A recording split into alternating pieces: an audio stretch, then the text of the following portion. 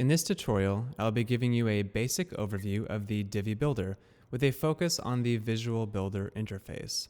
Now, this is going to be a very basic tutorial, and I'm going to cover a lot of things, but I'm not going to go too in-depth into any particular feature because there's just so much to show you.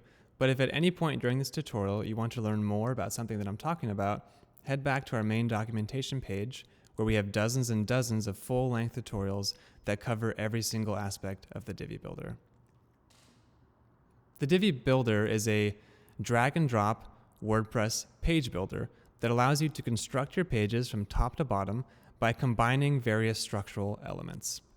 Think of it as a mini website builder that lives inside of WordPress and replaces the standard WordPress post editor. The Divi Builder has three main structural elements that are used to build all of your pages.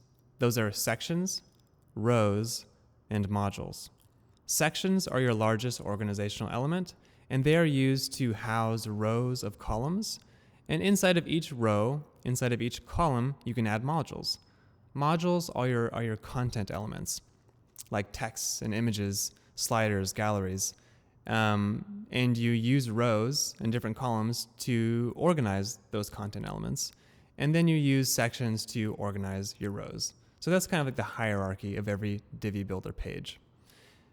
This is a page here that I built with the Divi Builder. It's a very, very basic page with the most basic of modules.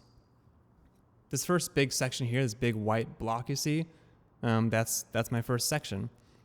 And inside of that section are two rows. This first row here is a 2-column row. Inside the first column of our first row, we have a text module. Inside the second column of our first row, we have an image module. And then below that, we have a second row, just a 1-column row with a single text module. Below this, we have our second section. I've added a dark gray background to this section. And so you can kind of see where the first section ends and the second section begins. And inside of this section, I have a single row. This row is a 3-column row, and I have placed an image module into each of the 3 columns. So like I said, these are just the kind of the most basic of the modules, but there are over 40 modules, and ranging from simple things like text to more advanced things like contact forms and email opt-ins, portfolio sliders, and all this kind of great stuff. So if there's something you want to add to your page, there's a good chance that there's a module for that. So what I'm going to do now is jump into the Visual Builder and kind of show you what the Builder interface looks like. So I'm going to click the Enable Visual Builder, and that's going to launch the builder and allow us to edit our page. So here we go, it's loading up, and we are now in the Visual Builder. The reason I keep calling it the Visual Builder is because there are two builder interfaces to Divi. There's the Visual Builder that lives on the front end of your website. So when we're logged into the website and we're browsing the pages, at any moment while you're on the front end of your website like this, you can enable the Visual Builder and start editing your page on the page itself. So this is the page I showed you before, but now the builder is enabled and I can start editing things. You can see that each row has some sections. You can see the modules here. You can add new modules, add new rows, add new sections, and do everything visually. This is really kind of the beautiful thing about the Divi Builder. It's this Visual Builder interface. But there's a second interface as well called the Backend Builder. And this exists inside of the WordPress dashboard, and it allows you to do all the same stuff that you can do in the Visual Builder. It's just here for your convenience inside of the dashboard. So if you're editing your post, you can use the Backend Builder. And like I said, it does all the same stuff. The only difference is you are editing using this block-based representation inside of the post editor. And it's great for making quick edits. You can add new modules. You can edit your module settings and do everything. You can do everything inside of here. And you can kind of see the structure of our page, right? You can see our first section here. It's that blue element on the side.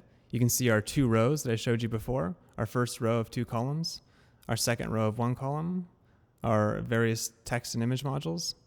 And if at any point during this time you want to enable the Visual Builder, you can click the Use Visual Builder button here. So you can actually bounce back and forth between the Visual Builder and the Backend Builder at any time. So I'm going to head back to our Visual Builder here.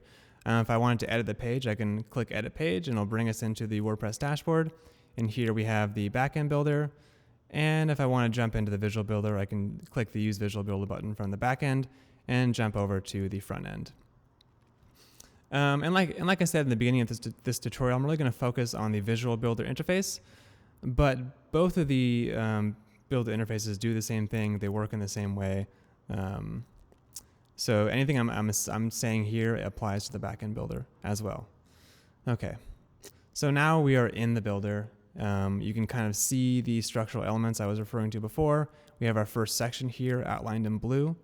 You can do various things to each element. You can move them around by clicking the move icon. The second icon here is the settings icon. When this is clicked, it opens up the settings for the section. And you can, edit the background image, background color, and all this great stuff. Second is the duplicate button. If I click this, it's going to duplicate the section. And here we go, it's been duplicated.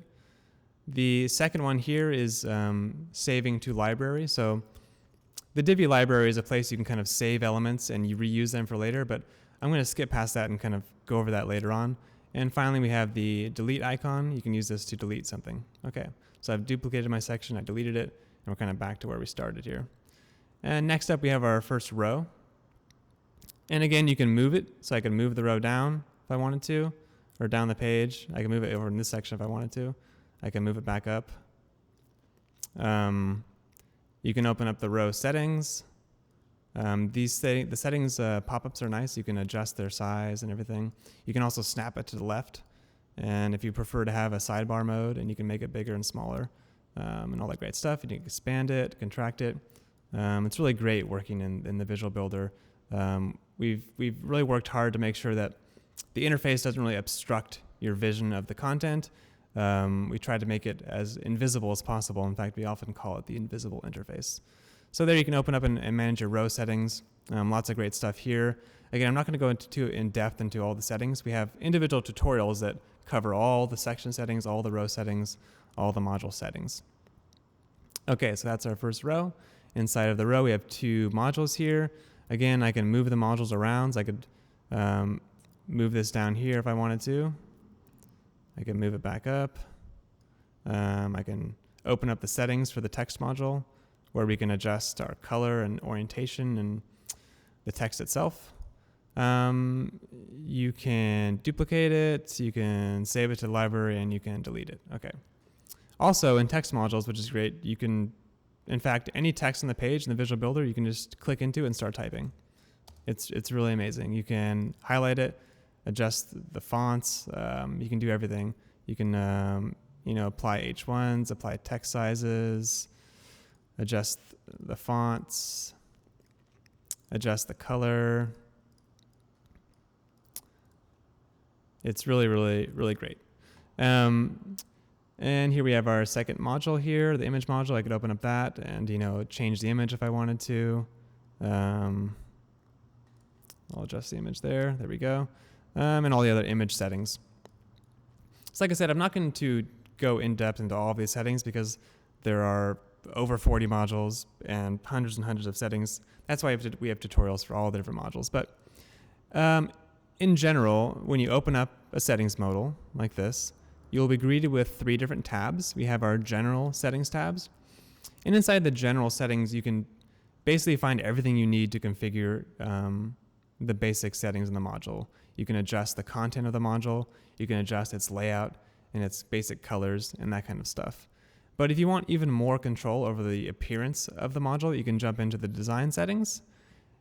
And if you want even more control, you can jump into the CSS settings and you can apply custom CSS to each element in the page. So for example, if I were to open up the text module settings and jump into the design tab, I'm going to find all kinds of design settings. You can basically adjust every single part of the element. You can adjust the text size. So I can bring the text size up and you'll see it all happened right in front of your eyes. You can, adjust the styling, make it all caps bold, adjust the color, adjust the font itself. There's something here for every single part of the module.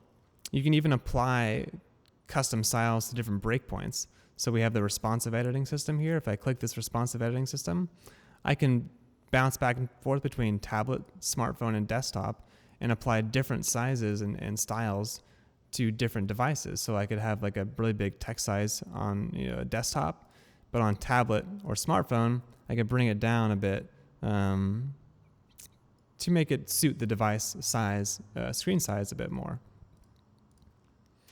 And then at the bottom here, we have the ability to save your changes. So if you have been editing your module and you like what you've changed, you can click the check mark to say, okay, I'll accept those changes. You can also go back and forth through time and undo and redo your changes. So if I were to increase the font size here, I don't really like it, I can go back and forth. And you can click the X button here to just cancel everything you've done. Sometimes you've been playing with a module for a while and just gets out of control. You don't like what you've done. You don't want to go through all the settings and figure out what you've changed. You just want to get rid of it and start over, in which case you can click the X button and just start fresh. So those controls are really, really great. You never have to fear that you're going to mess something up. You can always undo and cancel and whatnot. Okay, so now we've kind of gone over the three basic elements. We've gone over kind of the various things you can do with those, such as editing their content and duplicating and deleting and moving.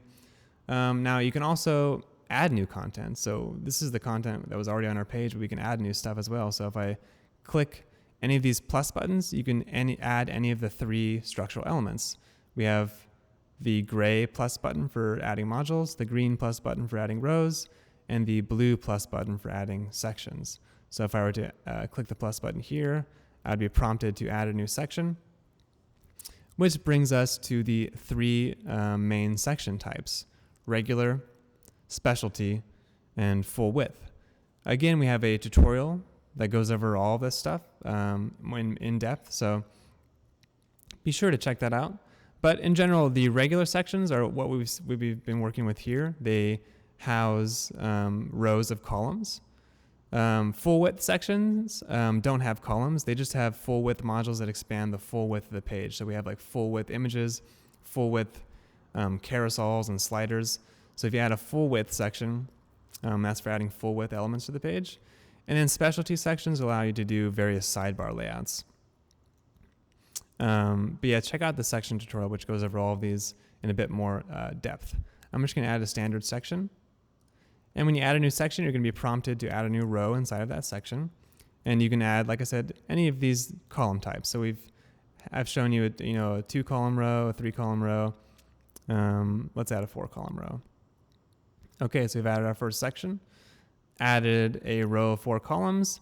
And here you can kind of see the 4 columns, and there's a gray plus button inside of each of the empty columns that you can use to add a module. And it's going to prompt us to add our first module automatically. So I can go through the list of modules here. There's all kinds of great modules, like I said. There's over 40 of them. And we can kind of pick one to add. How about a button? I'm just going to add a button to this first column. Okay, so I click the button. It's going to bring up the button settings. The button is added automatically. And we can start configuring the button. We can change the URL. We can decide where the button opens in the same window or a new window. We can adjust the text. We can change the alignment and so on. You can jump into the advanced design settings and customize every aspect of the button, the color, the hover color, background color, text size, and all that stuff. Okay, so I've like what I've added here. I'm going to save it. And we can continue adding modules. I'll click another plus button. This time, how about we add a blurb? A blurb is like a combination of text and icon. So I can add a title. Title goes here. I can add in some content.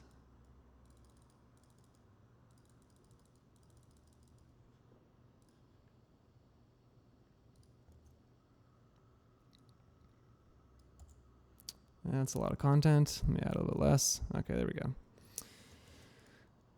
And we can add an icon to it. Move that icon to the top. We can adjust the color of the icon. We can adjust the position of the icon, and so on. We can adjust the header font size and go through the settings, just customize the module and adjust the design as you see fit. Okay, so I've added my first button. I've added a blurb module. This design is getting a little bit random, but I'm just kind of showing you what can be done here. And I can duplicate these and move them over to our empty columns. I'm gonna get rid of this button, duplicate this again, and now we kind of have a standard blurb layout. You often see these kind of info boxes at the top of pages that on a kind of standard website. In fact, I'm gonna drag this up to the top, and there we go. And so yeah, that's kind of how you add content. You can add more rows to this section. I could add another row below it. I could add another section below that, and so on. So yeah, that's kind of like a basic overview of the 3 basic structural elements, which are sections, rows, and modules. And next I'm going to go over kind of the general page settings. So much like each section, row, and module has settings, so does the page. And all of your page settings can be found down here by clicking the dock icon. And that'll expand the page settings. You can do things like save the page. So if you like what we have here, we can save it. And it's saving, and it's saved. So if I were to refresh this page, it'd be all saved. Over here on the left, you can jump between the responsive view toggles, so you can kind of get an idea what your site looks like on each device. You can also zoom out, which is great for managing your section. So you can zoom out and kind of like drag things around a bit easier. You can also edit things here too. So I could bring up the section settings here and adjust this background color. I like kind of getting this overview mode and kind of scrolling through the page and getting a bird's eye view of the page and making kind of macro adjustments. And we can head back down here, so I'll zoom back in. And then to go over each of the page settings icons, you'll actually recognize most of these icons from the icons you see when hovering over each of the 3 structural elements. But there are a couple of new ones as well. But the first one is the settings icon. You can open this up to adjust your page settings. And there's various things you can adjust here, like your standard section background color, your content background color, text color. You can add custom CSS to the page, and so on. You can import and export layouts. So if you like a layout that you've built here, you can export it and import it onto a different Divi website using the import tab. You can bring up your editing history as well. So as you edit your page, every single action is saved and logged, and you can actually undo and redo and go back through time to any moment. So if I were to go all the way back to the beginning, I'd see the page as it existed when we started editing, and you can see each and everything that I've done.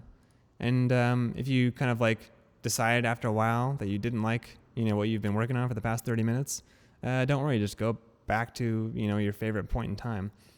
So I'm going to go back to where I am now, and you can also undo and redo. And once you've kind of found a spot you like, you can accept it or just cancel and go back to where you started. Okay, so that's the history pop-up. And in addition to kind of using these buttons to undo and redo, you can also just press Control-Z or Command-Z, depending on whether you're on your Windows or Mac. So if I were to delete something and just press Control-Z, it would undo that deletion. You can also clear your layout. So if I click this, it's going to delete everything, and I can start fresh. Oh, there it's gone. And if you did that by mistake, don't worry. Just press Control-Z, and we're back. Okay. You can also save your layout to the library. I kind of touched on this very briefly earlier, but you can save layouts to the library and then load them on new pages. So it's a great way, if you built a layout that you really like and you want to use it again, you can save it to the library, and when you're starting on a new page, you can load it up, and you're good to go. You can also add pre-made layouts that come with Divi. So if I were to click this icon here, it's kind of like kind of like adding new sections and rows, you can add new layouts. So this is like the highest hierarchy of your page in a way. So here you see there's various plus buttons. You can add a module, you can add a row, you can add a section, or you can add a layout. And this will completely replace your page with a layout from your library or from the list of pre-made layouts that come with Divi. So I could bring this up and kind of like load one of the predefined layouts that come with Divi. So we have lots of great stuff here that you can use as a starting point. And it's a great way to start off, especially if you're new to Divi, to just kind of like load up your new page and add one of these pre-made layouts. You can search them too. So if I want to say I have a home page, I can add one of our home pages here. So I'm going to click the home page extended layout, and it's going to load up and completely replace the page with that pre-made layout. And I can kind of hop in here and start editing text and whatnot, configuring the modules, replacing the content and the colors and that kind of stuff. And let me go back here to our previous state. Okay, there we go. And so let's say I like this layout and I want to use it again later on. Not the most beautiful layout, but let's just say it's a great layout and I want to use it again. I can save that to the library, and the next time that I open up this load from library button, I'm going to see it over here. So I will save this to the library and we'll just call it demo layout example. I'm going to save this, and then if we're going to create a new page, you can load that up and start from this point. And so let's go ahead and do that. Let's add a whole new page. Let's start fresh and create a new page with the Divi Builder. So I'm going to head back into my WordPress dashboard, head over to Pages, click Add New, call it Testing, and here we go. The first thing you're going to notice is that the Divi Builder is not enabled by default on new pages. You have to click the Use Divi Builder button to launch the builder. So I'm going to click Use Divi Builder, and that's going to enable the backend builder interface, which I showed you earlier. Since we're in the post editor here, you're going to see the backend builder, and you can use it just like the front end builder. You can insert columns, so add a column. I can insert modules, add some text,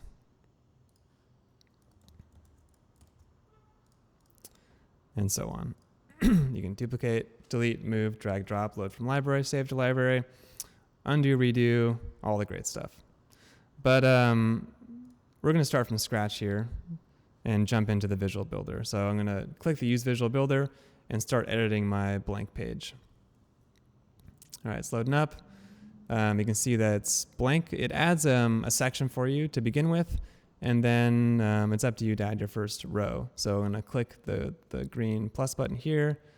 I'm going to add a row, and we can start loading up your site with content as we did the first time. But if you don't want to really start from scratch, you can also load from the library. So I'm going to bring it click the Load from Library button. I'm going to click on the Add from Library tab. Here's this layout I just saved, the demo layout example. I'm going to click that, and here's that page we just built, and we can use that on our fresh page to start building. All right, so that's really kind of the basic overview of the Divi Builder with a focus on the Visual Builder interface. And like I said, there's really so much more to learn about Divi.